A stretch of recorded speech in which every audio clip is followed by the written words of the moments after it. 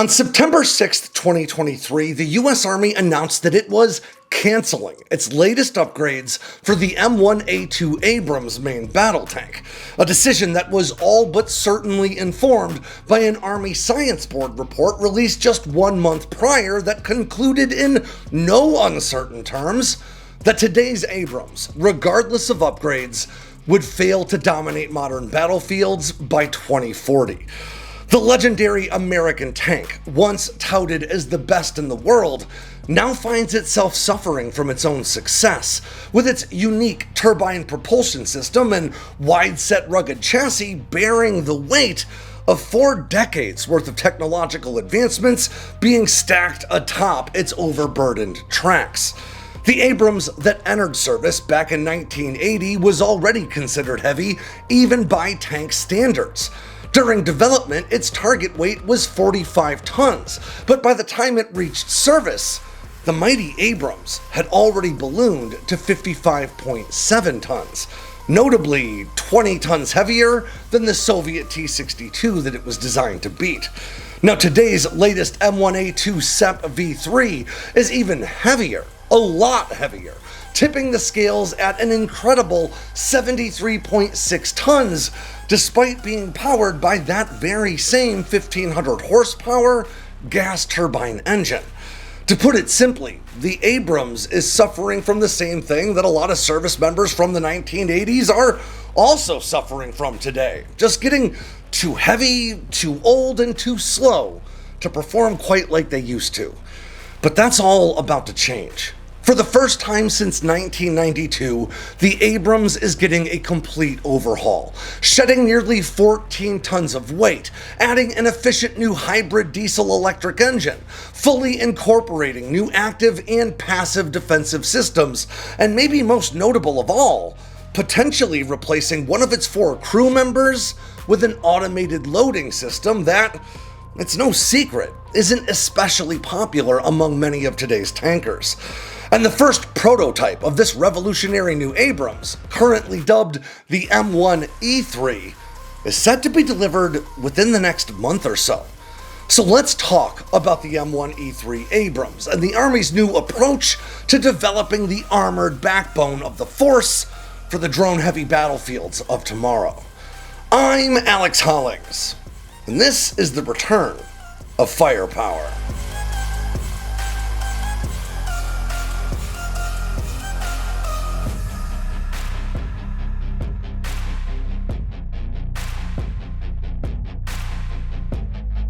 On February 26, 1991, 9 M1A1 Abrams Main Battle Tanks, accompanied by 12 M3A2 Bradley fighting vehicles, stumbled across an embedded force of highly trained soldiers from the Iraqi Republican Guard's Tawakalna Division, reinforced by 40 Iraqi tanks, mostly Soviet-sourced T-72s, along with 16 BMP infantry fighting vehicles from Iraq's 10th Armored Division. The commander of the Iraqi ranks, listed as Major Muhammad in American after-action reports, was more than just a seasoned combat veteran. He was American-trained, having graduated from the U.S. Army's Infantry Officer Advanced course at Fort Benning, Georgia, at a time when relations between the two countries were a lot friendlier. His troops were dug in, with mines strategically placed on the road leading to their position, and more reinforcements positioned in the distance. The American unit, dubbed Eagle Troop, was led by a young Captain H.R. McMaster, who took advantage of the new technology afforded to him by his Abrams, including GPS navigation that allowed his group of vehicles to leave the road and approach the Iraqi position from their flank, something Major Muhammad didn't see coming. As Eagle Troop approached the Iraqi force, peering through thermal sights to cut through the sand, McMaster counted targets. They were outnumbered by more than 4 to 1, and there were another 18 Iraqi T-72s positioned 3 kilometers to the east, ready to roll in at the first signs of trouble. Between them, hundreds of infantry troops were lying in wait inside bunkers and behind berms. McMaster ordered the tanks to the front of the formation, and as they advanced, one of the Bradleys rolled right over a buried Iraqi bunker occupied by scouts. Those scouts climbed out and surrendered, and as an American staff sergeant took them into custody, McMaster knew that they'd already sounded the alarm.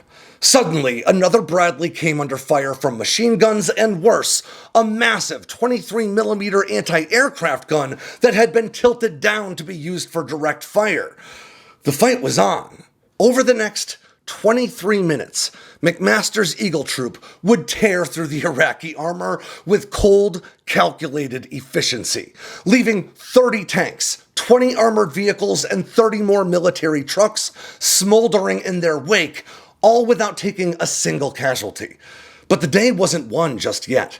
Eagle Troop pressed on, meeting the 18 reserve T-72s as they approached, and then another 13 more Iraqi tanks following closely behind, destroying each and every one of them, at times absorbing direct shots to the frontal armor of the Abrams mounted by those T-72s. In the years ahead, Eagle Troop's victory would come to be known as the Battle of 73 Easting, so named for the line on the map where it occurred. And this battle proved, once and for all, that America's M1 Abrams was quite possibly the best tank this world had ever seen. But it's been 34 years since H.R. McMaster and the men of Eagle Troop wiped the floor with the best troops and armor Iraq had to offer. And both the world and the Abrams have changed a lot since then. Today's M1A2 SEP V3 tanks are far more technologically advanced than the M1A1's Eagle Troop rode into battle. Adorned in 21st century hardware, third-generation forward-looking infrared sights, electronic countermeasures, advanced new fire control computers, improved armor, the ability to share target data across a networked battlefield, and Israeli-sourced trophy active protection systems to automatically intercept inbound anti-tank missiles and RPGs. But all that new gear has pushed the Abrams chassis to its absolute limits. At a total weight of 73.6 tons, the Abrams is now so heavy that it can't even safely cross some bridges. And some heavily upgraded tanks weigh in at as much as 78 tons today. At 63 tons, McMaster's M1A1 was said to burn more than 3.5 gallons of fuel per mile, necessitating a refuel every 288 miles covered. And that is something that certainly contributed to the Abrams costing an estimated 4.2 times as much to operate per mile than the M60A3 that it replaced. Now, today's SEP V3 reduces that range again to just 264 miles, and that's on paved roads. It's quite a bit less over rough terrain. As the Army Science Board concluded in 2023, and I quote, "All agree that the M1 at 70 tons or greater is not tactically, operationally, or strategically mobile. It is therefore important to explore the feasibility of significant weight reduction in a next-generation main battle tank without compromising its protection specifically and operational capability generally." So, that's exactly what the Army set out to do, contracting the Abrams' primary manufacturer, General Dynamics Land Systems, for what is to be the first new Abrams main battle tank in more than 3 decades. But tank building is a long process, especially when navigating the bureaucracy of the federal government. And initially, General Dynamics told the Army that it would take until at least 2032 to deliver this first new prototype. Army officials, led by Army Chief of Staff General Randy George and Dr. Alex Miller, the Army's Chief Technology Officer, reportedly responded to that with a simple no. I'll quote Dr. Miller now from an interview he did with Jen Judson for Defense News. Quote, "We gave them, the Army's program office, a challenge, gave General Dynamics a challenge. I want a tank by the end of the year, and we need a platoon by the end of next year. We understand there are a lot of process things that we, the government, impose. So things like critical design review, things like final design review, those are government processes. But if it's not a risk to a soldier's life, limb, or eyesight, or hearing, we should be able to move those processes faster." This new M1E3 Abrams will depart dramatically from today's SEP V3s. First and foremost, the Abrams' long-serving gas turbine engine, the AGT-1500, known for its power production, but definitely not for its efficiency, is going to get swapped out. Now, this gas turbine is said to burn through roughly 15 gallons of fuel per hour at an idle. Now, that's roughly the same volume as the entire gas tank in most common cars. And in even earlier and lighter Abrams iterations, it was said to burn through roughly 2.5 times as much fuel per mile as the M60A3 it replaced. Now, that gas turbine will be swapped out in favor of a new hybrid diesel-electric propulsion system with batteries for electrical storage. Now, this, the Army says, could reduce fuel consumption by as much as 50%, while also allowing for silent watch and even relatively short bursts of silent mobility, meaning tank crews will be able to operate electronics and sensors or even travel short distances on battery power alone. But this tank would not be powered strictly by electric motors because, logistically speaking, it just makes more sense to deliver fuel than to find some way to charge them in the field. Now, this will also reduce maintenance requirements as compared to that 1980s era AGT 1500 gas turbine that's in today's tanks. A new power plant will certainly help with fuel consumption, but bringing down the overall weight of the tank will also make that a lot more feasible. Now, hard details on where that weight savings is going to come from hasn't exactly been released, but we can look to General Dynamics technology demonstrator known as the Abrams X for some pretty good ideas. The biggest departure from existing Abrams tanks, of course, has to be the inclusion of an autoloader, something that's been met with mixed reactions from tankers and opinionated commenters online alike, but from the outside looking in, it's admittedly tough for me to discern between legitimate criticisms of the autoloader concept based in modern shortcomings or just a classic case of cultural inertia pushing to keep things the way that they've always been.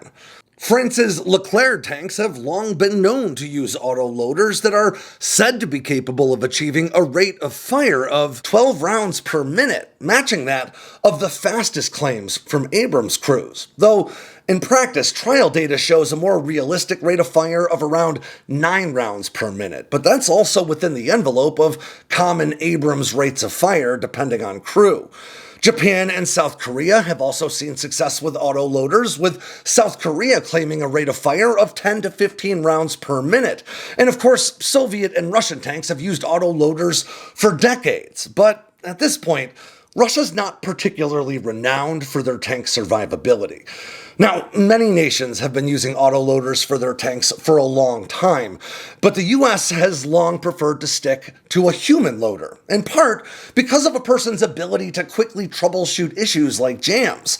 But an autoloader would not only allow for a reduction in crew size from 4 to 3, it could also allow for a dramatic redesign of the entire turret itself, reducing armor and space requirements and, in turn, significantly reducing weight and potentially even allowing for a lower profile overall.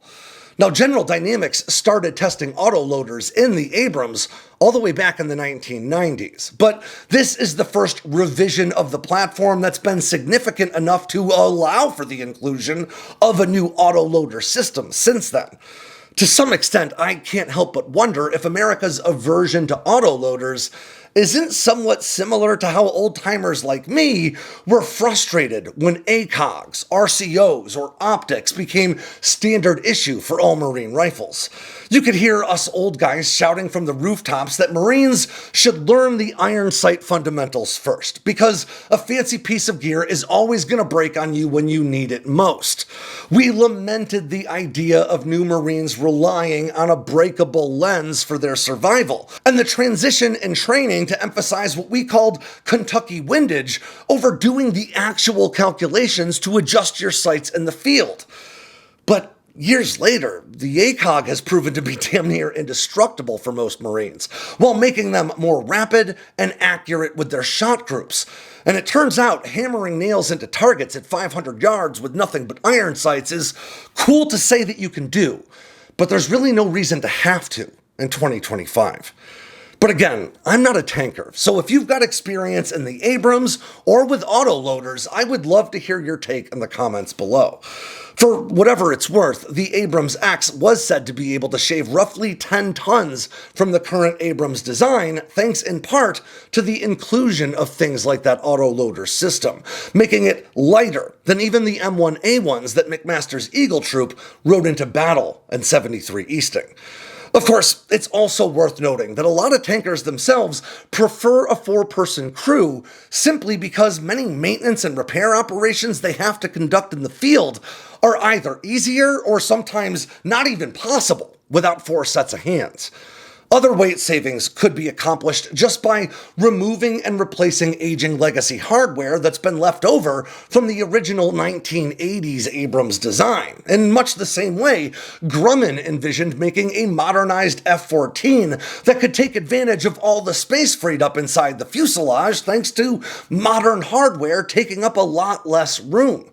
Fully integrating active protection systems meant to automatically intercept inbound missiles, RPGs, and today, even drones, could also not only reduce weight as compared to bolt-on systems like Trophy, but also dramatically improve tank survivability on the modern battlefield. Cameras positioned around the Abrams X's body suggest much improved visibility for tank commanders, allowing for 360-degree awareness that's sort of akin to the distributed aperture system you can find in today's F-35s. There has been some discussion of arming the new M1E3 with an even larger main gun than today's M256 120mm gun, but the Abrams X instead carries a lighter weight 120mm gun known as the XM360 that was designed to fire at higher pressures than today's M256 despite that weight reduction, and that allows for greater penetration capability without increasing the size or the weight of the gun. Now, that main gun is expected to be supported by a remote-operated 30mm cannon. I know you've probably heard of Abrams testing out Gatling-style guns, but that was just testing. And of course, as is the case with all modern defense programs, the Army has touted an open system software architecture meant to allow for rapid updates and upgrades down the line from various contractors. But maybe the most important change the Army is pursuing with the M1E3 comes in its acquisition process. The prototype, meant to be delivered later this year, General Dynamics has been clear from the start, will be far from a production representative platform. Instead, it's meant to be something of a proof of concept that today's tankers can put through its paces to provide direct feedback about what's working and what isn't. And that open system software architecture that we just mentioned could come in really handy in that regard, effectively allowing the new M1E3 to be built and tested without marrying that design too completely to any specific hardware being stuffed inside its shell. Now, General Dynamics can take that information and use it to make changes to the subsequent prototypes set to be delivered for platoon-level exercises, where more feedback can be gathered to improve the platform further prior to going into production. In September of this year, General Dynamics said that they could have 4 M1E3 prototypes in testing with the Army as soon as next year. As for whether or not this total tank overhaul will be enough to make the Abrams the world's mightiest tank once again is, well, yet to be determined. But I, for one, can't wait to see what the M1E3 looks like and performs like next to today's best SEP V3s. And with that ends this edition of Firepower from Sandboxx News. I'm Alex Hollings. Make sure to swing by sandboxnews.com today and every day for all the latest in news, entertainment, and merch from all around the force. If you got anything out of today's video, make sure to click like and subscribe down below and leave me a comment so I know what I should cover next. And of course, don't forget to tap on that bell icon so you never miss a drop from Sandboxx News.